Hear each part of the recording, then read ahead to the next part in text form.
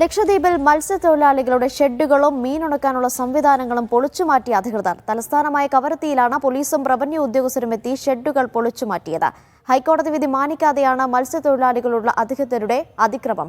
പകരം സംവിധാനം ഒരുക്കണമെന്ന് ലക്ഷദ്വീപ് MP അബ്ദുള്ള സയ്യിദ് ആവശ്യപ്പെട്ടു.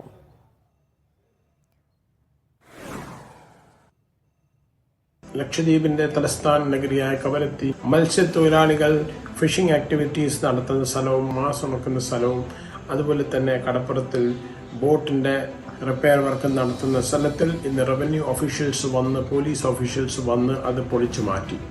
ഈ ഇൻസിഡന്റ് അംഗീകരിക്കാൻ പറ്റാത്തതും കണ്ടംനബിളുമാണ്. അതുകൊണ്ട് ഓൾറെഡി ലക്ഷദ്വീപിന്റെ മത്സ്യത്തൊഴിലാളികളെ കേരള ഹൈക്കോർട്ടിനെ സമീപിച്ചിരുന്നു. കേരള ഹൈക്കോർട്ട് അവർക്ക് അനുകൂലമായ ഒരു ഉത്തരവ് നൽകിക്കൊണ്ട് ലക്ഷദ്വീപ് ഭരണകൂടത്തിന്റെ നിർദ്ദേശിച്ചത് ഇനി മേലാൽ നിങ്ങൾ മത്സ്യത്തൊഴിലാളികളുടെ ഷെഡും ബോട്ട് ബിൽഡിംഗ് യാർഡും അതുപോലെ ഫിഷിംഗ് ആക്ടിവിറ്റീസിന് പൊളിച്ചു മാറ്റാൻ നടപടി സ്വീകരിക്കുന്നതിന് മുമ്പ് അവർക്ക് തുല്യമായിട്ടുള്ള സ്ഥലം കടപ്പുറം മാറ്റി എക്സ്ക്ലൂസീവായിട്ട് ഇയർമാർക്ക് ചെയ്തിട്ട് വേണം ഇനി എന്തെങ്കിലും നടപടികൾ സ്വീകരിക്കേണ്ടത്. പക്ഷേ ലക്ഷദ്വീപ് ഭരണകൂടം ആ ഉത്തരവും കണക്കിലെടുക്കാണ്ട് അത് മാനിക്കാതെ ചെയ്തതിന് അങ്ങേയറ്റം ശക്തമായിട്ട് ലക്ഷദ്വീപ് MP എന്ന നിലയ്ക്ക് ഞാൻ പ്രതിഷേധിക്കുന്നു. മത്സ്യത്തൊഴിലാളികൾക്ക് എല്ലാവിധ കോപ്പറേഷനും അതുപോലെ തന്നെ പിന്തുണയും എന്റെ ഭാഗത്തുനിന്നുണ്ടാവും. മുജീബ് റഹ്മാനുണ്ട് വിവരങ്ങളുമായി. മുജീബ്, എന്ത് കാരണം ചൂണ്ടിക്കാട്ടിയാണ് അധികൃതരുടെ ഭാഗത്ത് നിന്ന് ഇപ്പോൾ ഇങ്ങനെയൊരു നടപടി ഉണ്ടായിരിക്കുന്നത്, അതും കോടതി വിധി പോലും മാനിക്കാതെ?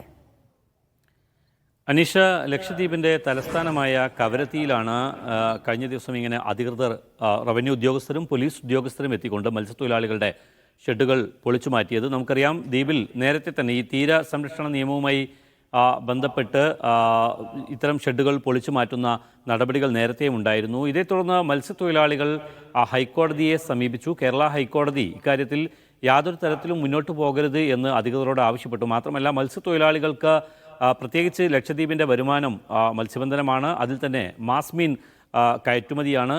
ഈ മാസ് മീൻ ഉണക്കാനിടുന്ന ഷെഡുകൾ, അതിനുവേണ്ടിയുള്ള സംവിധാനങ്ങളാണിപ്പോൾ പൊളിച്ച് മാറ്റിയിരിക്കുന്നത്. അതോടൊപ്പം തന്നെ ഈ കവരത്തി പടിഞ്ഞാറ് ഭാഗത്തുള്ള ജെട്ടിക്ക് സമീപമുള്ള ബോട്ട് യാർഡുകൾ, അതുപോലെ തന്നെ മത്സ്യമുണക്കാനുള്ള സംവിധാനങ്ങൾ, ബോട്ട് ഷെഡുകൾ, ഇതെല്ലാം പൊളിച്ച് മാറ്റിയവയിൽ പെടുന്നുണ്ട്. ഇത്തരം പൊളിച്ചുമാറ്റലുകൾ നടത്തുകയാണെങ്കിൽ പകരം സംവിധാനം ഒരുക്കണമെന്ന് ഹൈക്കോടതി നേരത്തെ ആവശ്യപ്പെട്ടതാണ്. പകരം യാതൊരുവിധ സംവിധാനവും ഒരുക്കാതെയാണ് ഇപ്പോൾ അധികൃതരെത്തി ഈ ബോട്ട് ഷെഡുകളും അതുപോലെ തന്നെ മീൻ ഉണക്കാനുള്ള യാർഡുകളുമെല്ലാം പൊളിച്ചു മാറ്റിയിരിക്കുന്നത്.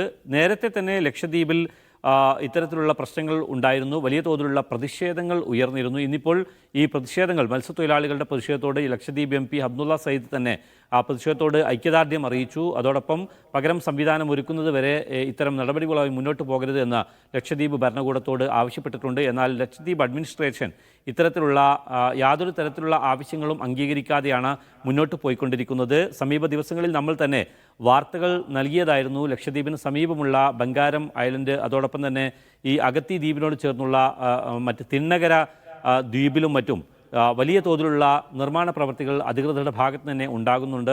ഗുജറാത്തിൽ നിന്നുള്ള കമ്പനികൾ വന്ന് തീര നിയമങ്ങൾ ഒട്ടും പാലിക്കാതെ വലിയ സ്ഥിരം നിർമ്മിതികൾ, അതായത് കോൺക്രീറ്റ് നിർമ്മിതികൾ തന്നെ വെച്ചുകൊണ്ടുള്ള റിസോർട്ട് പദ്ധതികളും അതുപോലെ തന്നെ ടൂറിസം പദ്ധതികളുമായി മുന്നോട്ട് പോകുന്നു ഒരു ഭാഗത്ത്. അതേ സമയം തന്നെയാണ് ഈ കവരത്തി പോലെയുള്ള ജനവാസമുള്ള ഐലൻഡുകളിൽ മത്സ്യത്തൊഴിലാളികൾ ഉണ്ടാക്കിയ താൽക്കാലിക ഷെഡുകൾ, ഈ ചെറിയ ഓലമേഞ്ഞ ഷെഡുകളും അതുപോലെ തന്നെ മരങ്ങൾ കുറ്റിയടിച്ചുണ്ടാക്കിയ ചെറിയ താൽക്കാലിക ഷെഡുകൾ ഈ തീര സംരക്ഷണ നിയമത്തിൻ്റെ പേര് പറഞ്ഞുകൊണ്ട് പൊളിച്ചു നീക്കുന്നത് ഇത് വലിയ തരത്തിലുള്ള പ്രതിഷേധത്തിന് ഇടയാക്കുന്നുണ്ട്.